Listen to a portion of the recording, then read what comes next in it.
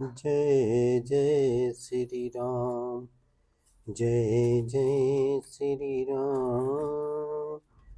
जय जय श्री राम।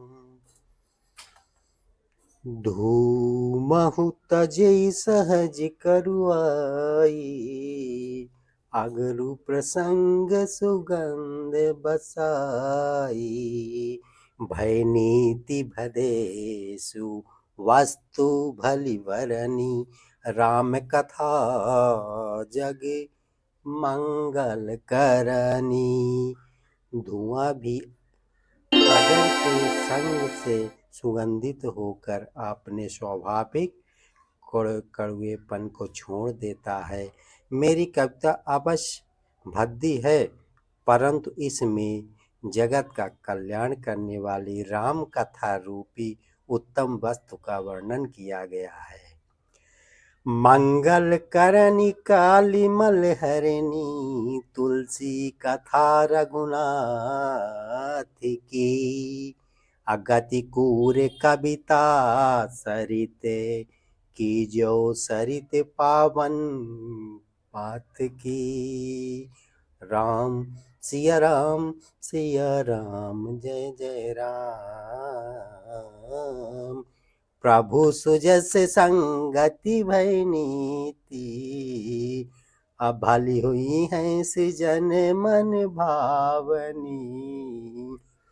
भाव अंग भूति मसान की, असुमिरत सुहावनी पावनी।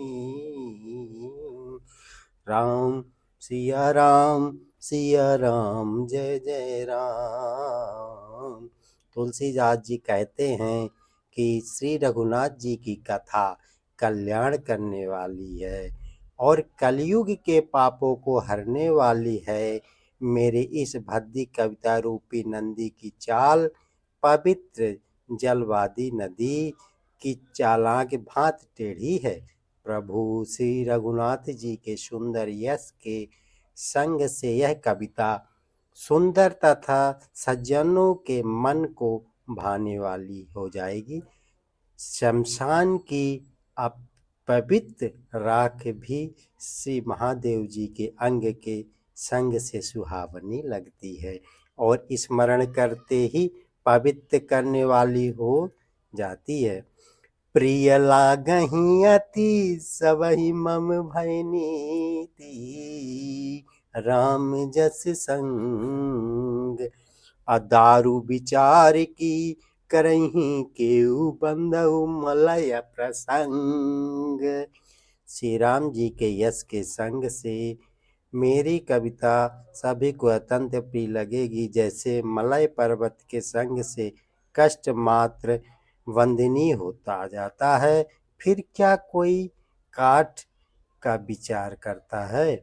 श्याम सुरभि पै विषाद अति गुणाद, करहीं सब पान। राम सिया राम जय जय राम। गिया ग्राम में सिया राम जस, गावहीं सुनहि सिजान। श्याम गौ काली होने पर भी उसका दूध उज्जवल और बहुत गुणकारी होता है, यही समझकर सब लोग उसे पीते हैं।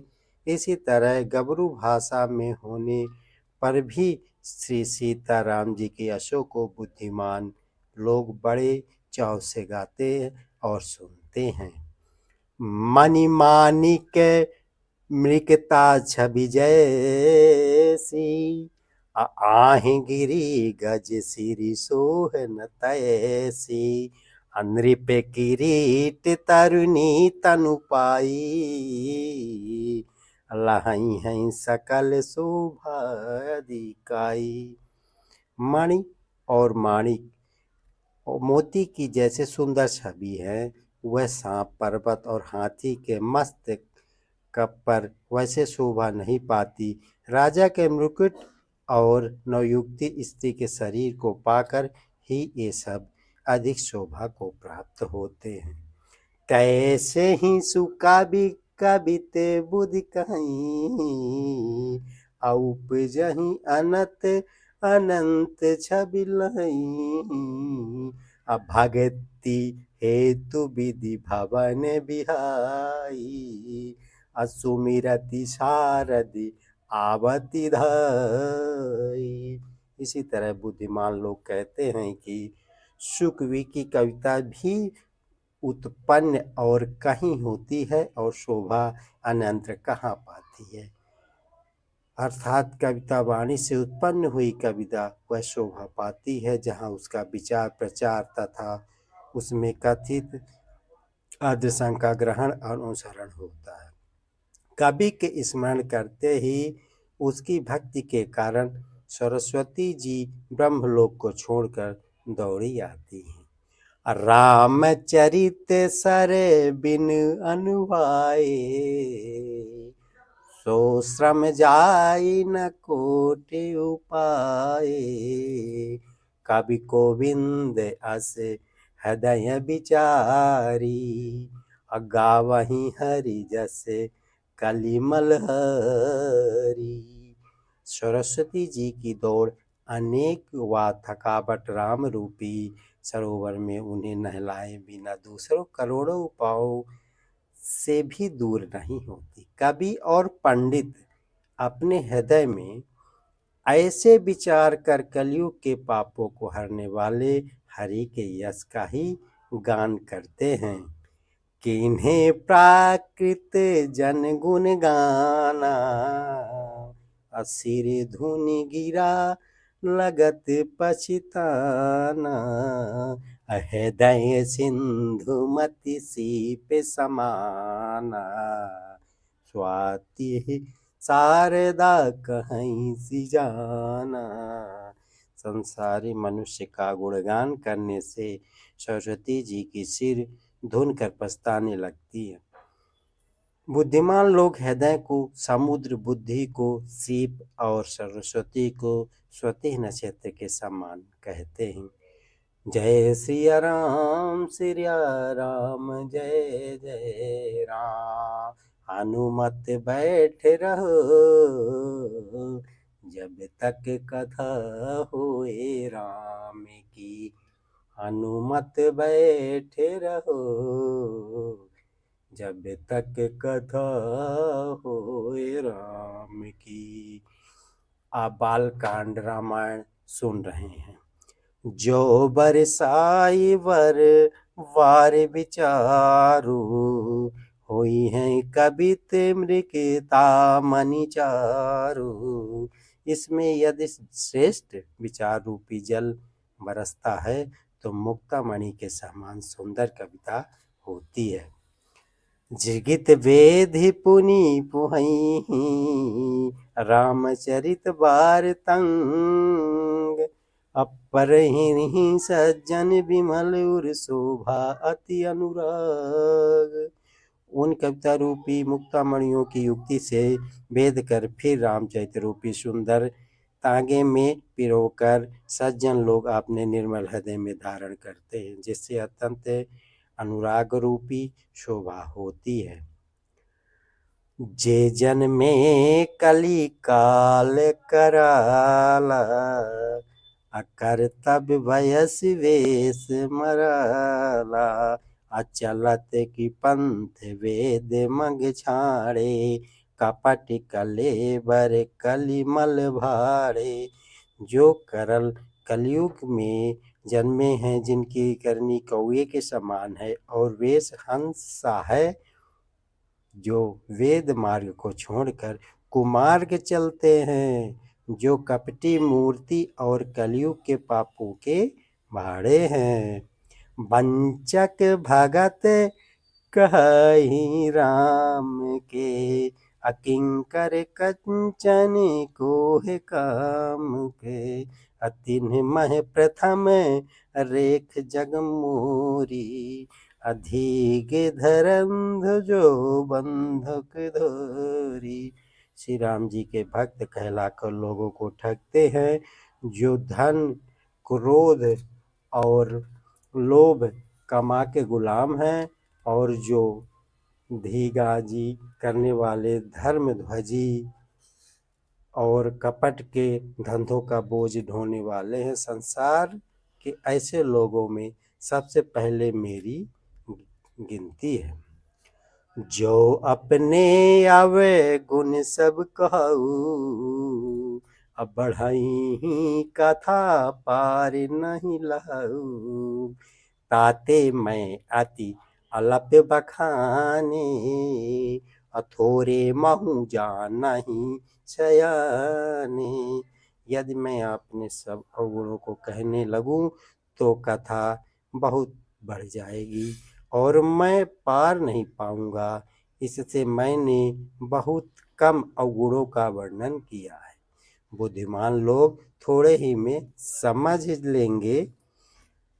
समुझ विबधि विधि विनती मोरी, अको न कथा सुनी दई हैं खोरी। एतहु पर करहीं जे असंका, अमोहिते अधिक ते जड़ मति रंका।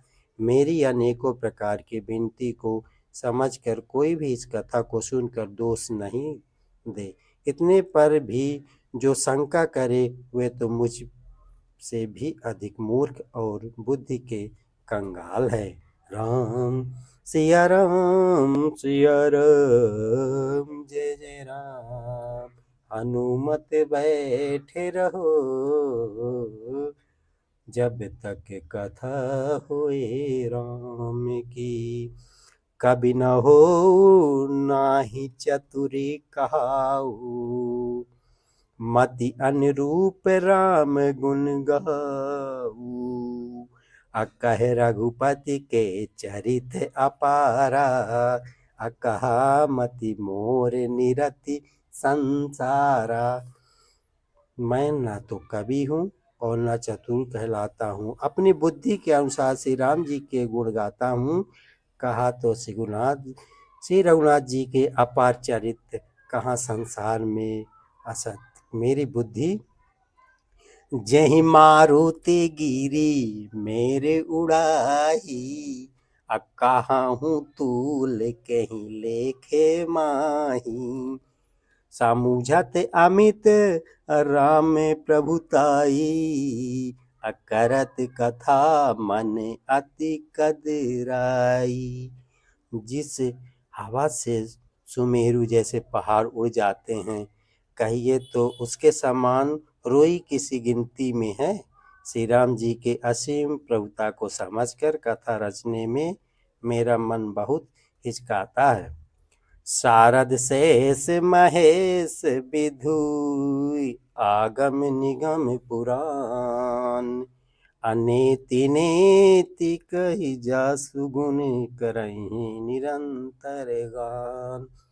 राम सिया राम जय जय राम। सरस्वती जी, शेष जी, शिव जी, ब्रह्मा जी, वेद और पुराण ये सब नेति नेति कहकर पार नहीं पाकर ऐसा नहीं कहते हुए सदा जिनका गुणगान किए करते हैं। सब जानत प्रभु प्रभुता सोई, तदापि कहे बिनु रहा न कोई। तहाँ वेद यस कारण राखा, भजन प्रभु भति बहुभाषा। यद्यपि प्रभु श्री रामचंद्र जी की प्रभुता को सब ऐसे ही जानते हैं, तथापि कहे बिना कोई नहीं रहा। इसमें वेद ने ऐसे कारण बताया है कि भजन का प्रभाव बहुत तरह से कहा गया है। अर्थात भगवान की महिमा का पूर्ण गुणगान तो कोई नहीं कर सकता, परंतु जिससे जितना बड़ा पड़े उतना भगवान का गुणगान करना चाहिए, क्योंकि भगवान के गुणगान रूपी भजन का प्रभाव बहुत ही अनोखा है। उसका नाना प्रकार से शास्त्रों में वर्णन है। थोड़ा सा भी भगवान भजन मनुष्य को सहज ही भवसागर से तार देता है। एक अनीह रूप अनामा, आज सच्चिदानंद परिधामा। अव्यापक विश्व रूप भगवाना, अतहि धरि देह चरित कीति नाना। हनुमत बैठे रहो, जब तक कथा होए राम की। हनुमत बैठे रहो, जब तक कथा होए राम की। जो परमेश्वर एक है, जिनके कोई इच्छा नहीं है, जिनका कोई रूप और नाम नहीं है, जो अजन्मा सच्चिदानंद और परम धाम है, और जो सब में व्यापक एवं विश्व रूप है। उन्हीं भगवान ने दिव्य और शरीर धारण करके नाना प्रकार की लीला की है। सो केवल भगतन हित लागी, अपरम कृपाल प्रणत अनुरागी। अजहि जन पर ममता अति छोहु, जेहि करुणा कर कीन्ह न कोहु। वह लीला केवल भक्तों के हित के लिए ही है, क्योंकि भगवान परम कृपाल और शरणागत के बड़े प्रेमी हैं, जिनकी भक्तों पर बड़ी ममता और कृपा है। जिन्होंने एक बार जिस पर कृपा कर दी, उस पर फिर कभी क्रोध नहीं किया जाता। राम सिया राम, सिया राम जय जय राम। राम सिया राम, सिया राम जय जय राम। राम सिया राम, सिया राम जय जय राम। गई बहोर गरीब निबाजू, असरल सबल साहिब रघुराजू। अबुद्ध बर नहीं हरि जस अस जानी, अकरहि पुनीत सुफल निज बानी। वे प्रभु श्री रघुनाथ जी की गई हुई वस्तु को फिर प्राप्त करने वाले गरीब निवाज, सरल स्वभाव, सर्वशक्तिमान और सबके स्वामी हैं। यही समझकर बुद्धिमान लोग उन श्री हरि का यश वर्णन करके अपनी वाणी को पवित्र और उत्तम फल देने वाली बनाते हैं। तेहि बल मैं रघुपति गुण गाथा, कहिहूँ नाई राम पद माथा। अमुनहि प्रथम हरि कीर्ति गाई, अतेहि मग चलत सुगम मोहि भाई। उसी बल से महिमा देने वाले भजन समझकर भगत पाके बल पर ही मैं श्री रामचंद्र जी के चरणों में सिर नवाकर श्री रघुनाथ जी के गुणों की कथा कहूँगा। इसी विचार से मुनियों ने पहले हरि की कीर्ति गाई। भाई उसी मार्ग पर चलना मेरे लिए सुगम होगा। अति अपार जे सरित वर जो निपी, से तहु करही अचढ़ पीपिल कहूँ, परम लघु बिन श्रम परही। जो अत्यंत बड़ी श्रेष्ठ नदियाँ हैं, यदि राजा उन पर पुल बांध देते हैं, तो अत्यंत छोटी चींटी भी उन पर चढ़ कर बिना ही परिश्रम के पार चली जाती है। मुनियों के वर्णन के सहारे मैं भी श्री राम चरित्र का वर्णन सहज ही कर सकूंगा। यही प्रकार बल मानहि दिखाई, अकरिहूँ रघुपति कथा सुहाई। व्यास अति कवि पुंगहु नाना, अजिन्ह सादर हर्ष जस बखाना। इस प्रकार मन को बल दिखलाकर मैं श्री रघुनाथ जी की सुहावनी कथा रचना करूँगा। व्यास आदि जो अनेक श्रेष्ठ कवि हो गए हैं, जिन्होंने बड़े आदर से श्री हरि का श्रेष्ठ वर्णन किया है। राम श्री राम, श्री राम जय जय राम। राम श्री